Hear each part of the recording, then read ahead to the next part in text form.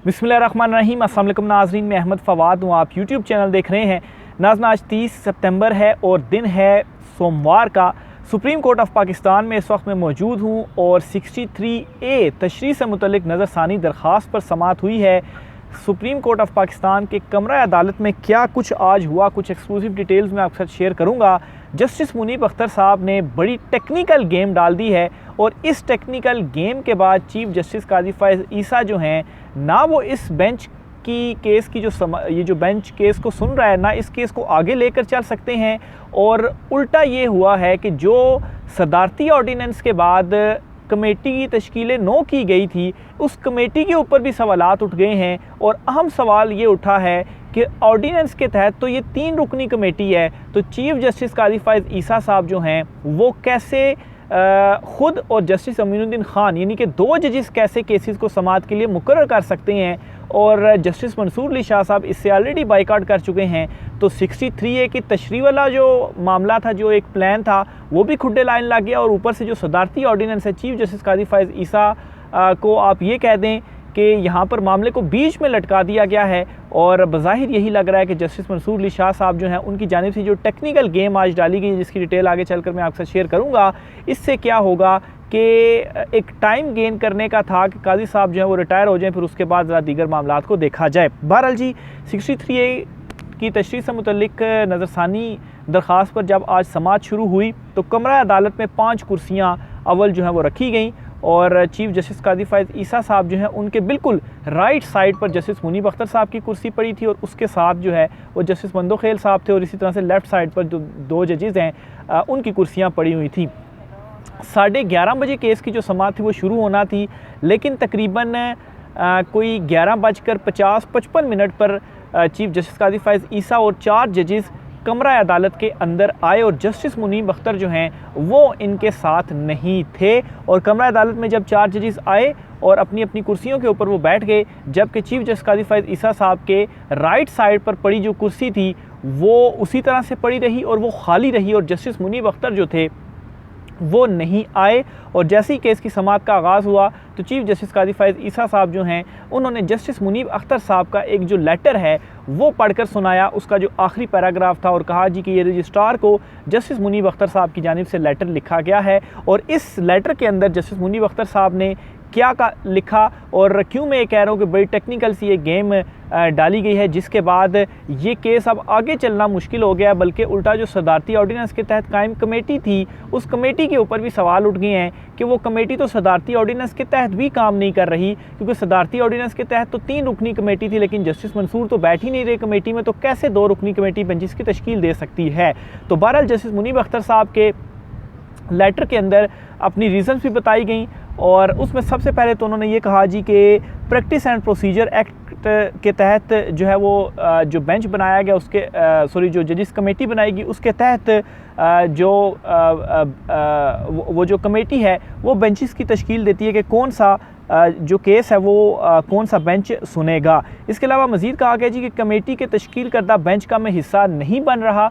और क्यों नहीं बन रहा, यानी कि जो चीफ जस्टिस काजी फ़ाइज़ ईसा और जस्टिस अमीनुद्दीन ख़ान साहब जो हैं, इन 2 जजेस ने जो बेंच बनाया, ये 5 रुकनी 63A नज़रसानी में, इस बेंच का मैं हिस्सा नहीं बन रहा, क्योंकि जो कमेटी की तश्कील है उसके ऊपर ही एतराज़ उठ चुका है, उसको ही मुस्तरद किया जा चुका है। जस्टिस मंसूर अली शाह साहब ने उसके ऊपर ही जो सवालात हैं वो उठा दिए हैं। तो पहले तो उस ऑर्डीनेंस के तहत जजिस कमेटी की तश्कील सही होनी चाहिए, फिर उसके बाद उसके तहत बनने वाले जो बेंचेस हैं वो दुरुस्त कहलाए जाएंगे। और ये मकफ़ात अमल आप कहें कि चीफ जस्टिस काजी फ़ाइज़ ईसा साहब के साथ हुआ है, क्योंकि चीफ साहब ने भी तकरीबन 5 माह से ज़ायद का अरसा जो है वो केसेस की समाअत इस वजह से नहीं की, क्योंकि उन्होंने कहा जी कि प्रैक्टिस एंड प्रोसीजर एक्ट आ गया है, तो जजिस कमेटी जो है वो बेंचेस को तश्कील देगी। लेकिन चीफ जस्टिस उमर अता बंदयाल साहब ने तो उसको जो है वो एक्सेप्ट नहीं किया, और वो बेंचेस बना रहे हैं, तो उनके बेंचेस जो हैं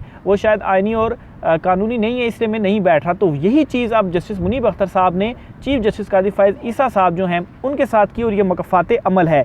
इसके अलावा जस्टिस मुनीब अख्तर साहब ने यह भी लिखा कि बेंच में बैठने से इनकार नहीं कर रहा, बेंच में शामिल ना होने का गलत मतलब ना लिया जाए, और मेरे ख़त को नज़रसानी केस के रिकॉर्ड का हिस्सा बनाया जाए। अब ये वो टेक्निकल गेम है जी जो मैं आपके साथ आपसे मैं कह रहा हूँ कि जस्टिस मुनीब अख्तर साहब ने डाली है।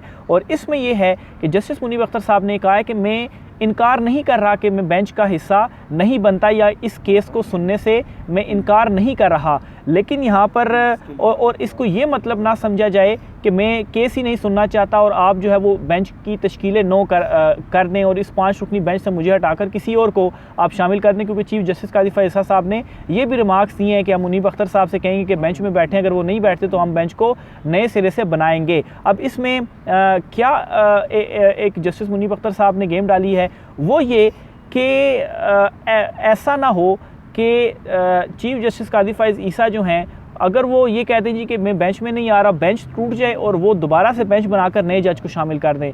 जस्टिस मुनीब अख्तर साहब ने कहा जी कि ये 63 ये केस का जो केस है ये मैं सुनूंगा, नज़रसानी को मैं सुनूंगा, लेकिन आपकी जो कमेटी है उसके ऊपर एतराज़ है तो इसको गलत जो है वो ना समझा जाए। यानी कि अब ये बाउंड कर दिया है जस्टिस मुनीब अख्तर साहब ने अपने लेटर के ज़रिए कि ये नहीं होगा कि काजी साहब जो है वो मुझे हटाकर किसी और जज को बेंच में शामिल करें और इस केस की समाअत करें, बल्कि ये उन्होंने कर दिया जी कि मैं बेंच में हूँ लेकिन मैं बैठ इसलिए नहीं रहा क्योंकि आपकी जो कमेटी है उसके ऊपर ही सवालात हैं। यानी कि ये बेंच जो है ये बाद में पहले केसेस सुने, पहले तो जो कमेटी है उसको दुरुस्त किया जाए जो सदारती ऑर्डिनेंस के तहत आपने बाद में भी बनाई और उसमें भी 3 जजेस लिखे गए थे। 2 जजेस कैसे बेंचेस की जो तश्कील है वो कर सकते हैं। तो ये बहुत बड़ी डेवलपमेंट है जी जो सुप्रीम कोर्ट ऑफ पाकिस्तान से सामने आई है। अब इसके अलावा कमरा अदालत में चीफ जस्टिस काजी फैज़ ईसा साहब ने आज क्या रिमार्क्स दिए वो आपके साथ मैं शेयर करता हूँ जी। अच्छा, इसमें जी चीफ जस्टिस काजी फैज़ ईसा साहब ने कहा कि केस के हवाले से लार्जर बेंच आज बनाया था। केस का फ़ैसला माजी में 5 रुकनी बेंच ने सुनाया था और जो है वो हम अभी जाकर जस्टिस मुनीब जो हैं उन्होंने ख़त लिखा और उनका ख़त पढ़कर फिर काजी फैज़ल साहब ने सुनाया, उसकी डिटेल मैं आपके साथ शेयर कर चुका हूँ।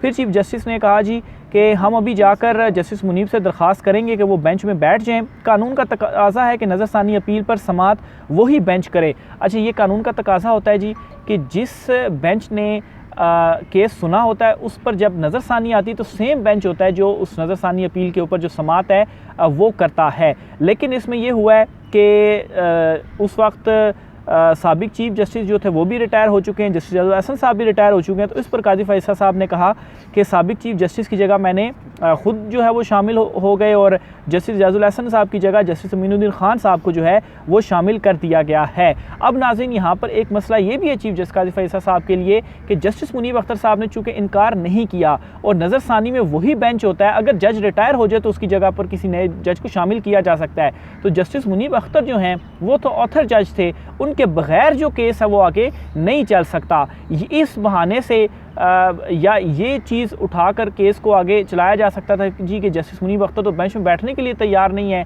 तो हम जो है वो नए जज को शामिल करके इस केस को सुनते हैं। लेकिन जस्टिस मुनीब अख्तर ने, जो मैं बार बार कह रहा हूँ, बड़ा टेक्निकली चीज़ों को हैंडल किया है। उन्होंने ये कह दिया कि मैं बेंच से लैदा नहीं हो रहा, उल्टा जो सदारती एक ऑर्डिनेंस है उसके ऊपर उन्होंने जो सवालात हैं वो उठाए और कह दिया कि ये पहले जो बेंच है उसकी तश्कील तो पहले सही तरीके से की जानी चाहिए। उसके ऊपर एतराज़ कमेटी के ऊपर उठाया जस्टिस मंसूर अली शाह साहब ने।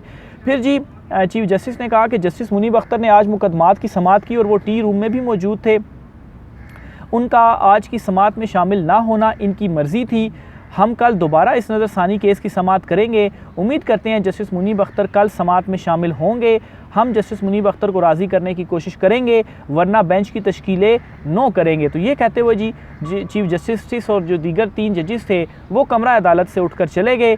जस्टिस मुनीब अख्तर को अगर कुछ कहना था तो वो बेंच में बैठ कर कह सकते थे। ये चीफ जस्टिस साहब ने एतराज़ जो है वो किया। चीफ जस्टिस ने कहा जी कि हमने तो हमेशा इख्तिलाफ़ राय की हौसला अफजाई की है और समाअत जो है वो फिर कल तक मुलतवी कर दी गई। तो ये जी आज की केस की समाअत का कुछ अहवाल था और कमरा अदालत के अंदर जो कुछ होता रहा वो मैंने आपके सामने जो है वो रखा है। अब नाज़रीन यहाँ पर अली ज़फ़र जो हैं, जो इमरान खान साहब के और पाकिस्तान तहरीक इंसाफ के वकील हैं, उन्होंने आज बड़ा तगड़ा एक एतराज़ उठाया है और बैरिस्टर अली ज़फ़र साहब की जानिब से ये कहा गया, चीफ जस्टिस काजी फैज़ल जब वो केस की समाअत चल रही थी तो उन्होंने एतराज़ उठाया इस बेंच के ऊपर और बहुत ज़बरदस्त उन्होंने एतराज़ उठाया कि चीफ जस्टिस काजी फैज़ल साहब को मुखातिब करते हुए उन्होंने कहा कि जो सदारती ऑर्डीनेंस जारी किया गया है उस ऑर्डीनेंस के तहत 3 रुकनी जजिस कमेटी होगी जो कि फ़ैसले किया करेगी, लेकिन जो अभी बेंचेस बन रहे हैं वो 2 रुकनी कमेटी जो है वो फ़ैसले कर रही है और बेंचेस बना रही है। 63A का जो बेंच आपने का हिस्सा बनाया है ये भी 2 रुकनी कमेटी ने किया है, ये 3 रुकनी कमेटी ने नहीं किया। तो ये दूसरा टेक्निकल एक जो है वो पॉइंट उठाया बैरिस्टर अली ज़फ़र साहब की जानिब से। एक तो जस्टिस मुनीब अख्तर साहब ने जो लेटर लिखा और उसमें कहा जी कि मैं बेंच से उठ नहीं रहा, कि आप मतलब है कि अब ये होगा ना कि चीफ जस्टिस काजी फ़ाइज़ साहब बेंच को ख़ुद कैसे तोड़ेंगे, वो ख़ुद नहीं तोड़ सकते इस बेंच को कि भाई मुनीब अख्तर तो आ नहीं रहे तो हम बेंच को तोड़ दें। उन्होंने इनकार तो नहीं किया, तो एक तो यहाँ पर उन्होंने फंसा लिया और दूसरे नंबर बैरिस्टर अली ज़फ़र साहब ने कहा कि ये तो 2 रुकनी जो है जजिस कमेटी उसने ये बेंच बनाया है, सदारती ऑर्डीनेंस में तो 3 रुकनी हैं। तो इसके जवाब में चीफ जस्टिस काजी फ़ाइज़ ईसा साहब के पास कुछ नहीं था। बहरहाल उन्होंने ये पूछा बैरिस्टर अली ज़फ़र साहब से कि आप किसके वकील हैं, तो बैरिस्टर अली ज़फ़र ने कहा जी कि मैं PTI का वकील हूँ। तो बहरहाल आखिर में फिर ये कह दिया गया जी कि ये अब कल जो है वो इस केस की हम समाअत करेंगे और देखें जस्टिस मुनीब अख्तर जो है वो आते हैं या नहीं आते। तो ये जी जजिस की जो आपस में कशीदगी थी, इसमें एक तरफ से तो चीफ जस्टिस काजी फ़ाइज़ ईसा साहब जो है वो अपने इक़दामात कर रहे हैं, तो दूसरी तरफ से पहले तो जस्टिस मंसूर अली शाह साहब खुलकर सामने आए और अब जस्टिस मुनीब अख्तर जो हैं वो भी खुलकर सामने आ गए और उन्होंने ये बड़ी जो टेक्निकल एक मुद्दा है वो उठा दिया है। अब जिस तरीके से आइन और कानून के साथ खिलवाड़ किया जा रहा है, मर्ज़ी से सदारती ऑर्डीनेंस भी आ रहे हैं और चीफ जस्टिस काजी फ़ाइज़ साहब जो है वो फौरी तौर पर उसके ऊपर अमल करके और 3 रुकनी कमेटी की बजाय 2 रुकनी कमेटी फ़ैसले कर रही है। तो इस केस में भी चीफ जस्टिस काजी फ़ाइज़ जो हैं वो उनसे कोई वईद नहीं कि वो कल को ये भी कर देंगे ठीक है जी हम तो कोई और जज ही करते हैं, हम आपके सारे एतराज़ मुस्तरद कर देते हैं, सब कुछ ख़त्म और हम अपनी मर्ज़ी से ही जो है वो 5वां जज भी शामिल करके इस केस की जो समाअत हैं वो शुरू कर देते हैं। तो ये एक्सपेक्ट कर सकते हैं आप चीफ जस्टिस काजी फ़ाइज़ साहब से। हालांकि जो स्टेप्स उठाए गए हैं जस्टिस मुनीब अख्तर और जस्टिस मंसूर अली शाह साहब की जानिब से, अगर चीज़ों के ऊपर इम्प्लीमेंट किया गया तो चीफ जस्टिस काजी फ़ाइज़ साहब जो है मेरा नहीं ख्याल कि अब इस जगह से आगे बढ़ सकते हैं और ख़ुद अपनी मर्ज़ी से किसी 5वें जज को शामिल कर सकते हैं। जस्टिस मुनीब अख्तर के बगैर ये जो केस है वो आगे नहीं चल सकता। और जैसा कि मैंने आपको बताया उन्होंने इनकार ही नहीं किया, उन्होंने तो उल्टा जजिस कमेटी के ऊपर एतराज़ और फिर उसका एतराज़ तो इस बेंच के ऊपर भी आना है। तो बहरहाल जी ये अभी तक की कुछ अहम तरीन तफसीलात थी। एक ज़बरदस्त जो छक्का है वो लगाया है और मेरे ख़्याल से जस्टिस मंसूर अली शाह साहब जो हैं उनके चीफ जस्टिस बनने की राह को मज़ीद हमवार यहाँ पर किया गया है। अभी तक नोटिफिकेशन तो नहीं आ रहा, आज 30 तारीख हो गई है, हुकूमत नोटिफिकेशन जारी नहीं कर रही और क्यों जारी नहीं कर रही, क्योंकि वो नहीं चाहती कि चीफ जस्टिस बने जस्टिस मंसूर अली शाह साहब। वो तो आइनी तरमीम और दीगर चीज़ें कर रहे हैं, लेकिन अदालती महाज पर जो जजेज़ हैं वो तो डट गए हैं चीफ जस्टिस काजी फ़ाइज़ ईसा साहब के सामने। और दूसरी तरफ इमरान खान साहब ने भी अपनी जो स्ट्रेटजी है वो पार्लियामेंट में कंप्लीट कर ली है कि यहाँ से अगर फ़र्ज़ करें तमाम चीज़ों को रोंदते हुए अगर 63A की तशरीह जो है वो उलट दी जाती है तो फिर उसके बाद पार्लियामेंट में हुकूमत जो है वो दूसरों के वोट अपने हिस्से में गिनवा सकती है। तो उसमें पाकिस्तान तहरीक इंसाफ जो उनके अपने MNAs हैं उनको उन्होंने सेव कर लिया है कि एटलीस्ट वो असेंबली में ही नहीं जाएंगे और उनके ऊपर फिर दबाव जो है वो किस तरीके से डाला जाएगा। तो दूसरी तरफ ये भी हिकमत अमली और एक जो प्लान है वो इमरान खान साहब का है। एक तरफ जब चीज़ें प्रैक्टिस एंड प्रोसीजर और एहतजाज और इस तरफ सारी चीज़ें चल रही थी, दूसरी तरफ इमरान खान साहब ने ये जो काम है वो भी कर दिया है। तो बहरहाल जी देखें आगे क्या होता है, मज़ीद जो भी तफसीलात होंगी आपके साथ शेयर करते रहेंगे। आज के व्लॉग से इतना ही, इजाज़त दीजिए, अल्लाह हाफ़िज़।